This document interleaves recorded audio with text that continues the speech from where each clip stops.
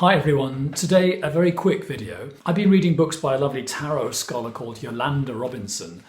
This one about the court cards was extremely helpful to me. She's brilliant and she's knowledgeable. She's a Kabbalist and I don't really relate to Kabbalah. But you know, some writers are just so interesting that you just enjoy the quality of their writing.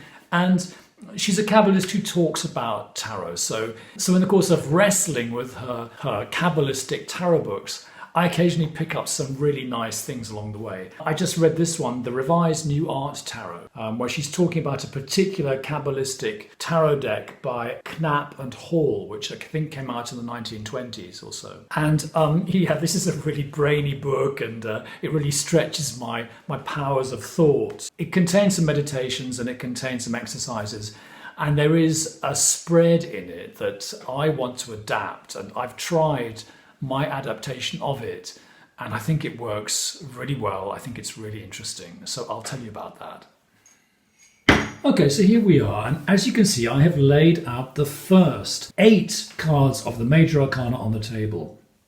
We've got 1, 2, 3, 4, 5, 6, 7, and we got the Fool at the beginning. So, okay, as I say, this is adapted from a meditational exercise, and so it's quite different from any other sort of spread that I would use. It's not even supposed to be a spread, and this is my adaptation. So, in a sense, this is an experiment. I think it's a very interesting one. I think it works very well, and of course, as we all know, it's up to us to invent new spreads, isn't it? Yolanda Robinson wants us to do this purely as a meditation and to tune in and ask the tarot how we are doing generally in our lives. Now, I used my adaptation of this for a specific question, and I think you can do that as well. What we have here is something which is sort of in between a run-of-the-mill spread and something a bit more like the 12 house spread, where we have 12 positions in a clock pattern, and each position has a sort of house-like feeling, you know, finance, friends, partnership, creativity, career, and so forth. But in this case, we have taken out the first 8 cards from the pack. The feeling is that these first 8 cards are the earthly powers, the terrestrial part of the major arcana. So they're the less esoteric ones, I suppose you could say. And they do function quite well as houses. Let me explain what I mean by that. First, lay these 8 cards out. So you've got a 7-point star with the Fool in the middle, okay? Now here's what I want you to do. Formulate a question. This could be just a snapshot of where you are in your life, or it could be a specific question about a specific subject. Shuffle the cards and put 1 card down against each of the 7 cards in the outer circle. So I'll leave them face down. You will, of course, turn them up. So now we have, in effect, a sort of a 7-house reading. And what's great about this is that you are, of course, very much encouraged to bring your own understanding of these first 7 major arcana cards into play here. So if that's your first house, in a sense, that's Magician. So what does that mean to you? It could be, for example, resources. It could be an energy source. High Priestess. For me, that's always that which is hidden, the hidden factors. Empress. For me, that would be growth. How do we grow here? Emperor, for me that would be sort of, I suppose, structure, rules. The Pope, for me, I like reading the Pope in terms of society. How do we relate to society with regard to this question? Lovers, I like to read that as a decision. What decision is this matter, in a sense, forcing on us? Chariot, well, it means loads of things, doesn't it, the Chariot? But maybe you could say the progress. Where's the progress? Where's the forward movement in this matter? What's great about this spread is that we don't really fix the meanings of these positions of these 7 houses before we start. Let me show you what I mean. I feel there's room for creative maneuver in this because we are just using these these major arcana whose meanings are in a sense nebulous. Okay, so let me do a demonstration reading. I have shuffled the cards and I have asked the cards, how can I be a better tarot YouTuber?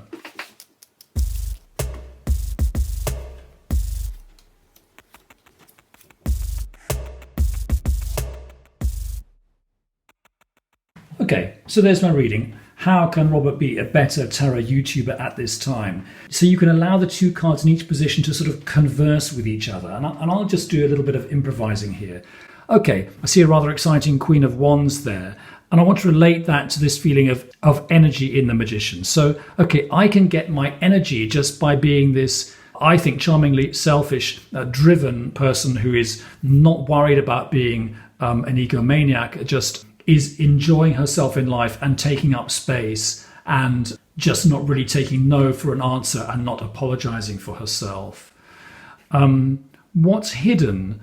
Well, it looks like, you know, something will be revealed when I make a journey, which I'm in fact going to do tomorrow. How can I grow? Well, maybe by not being too tricky, just by being on the level. And which rules do I really have to abide by? Well, those two cards seem to be very, very different, don't they? I mean, there is a lightness. The Two of Coins, he is trying to get somewhere. He's trying to do a little business. So he's sort of in the same world as the Emperor, but he's very light and the Emperor's very heavy. There seems to be kind of like a tension between these, sort of the idea of there are rules and laws about making your way on a social media platform. There are real algorithms and things. There are realities of the game, but you need to be light on your feet and you need to be imaginative. These rules are not really written down. You've got to kind of sense them. You might even be able to create them.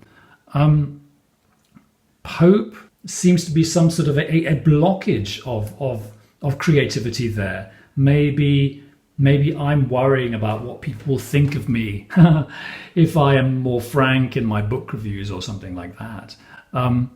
What's the decision? It's a sulky card around deciding there. I won't even try to interpret that today. And we have then at the end, we have the Chariot and the Six of Batons just looking very strong, I have to say.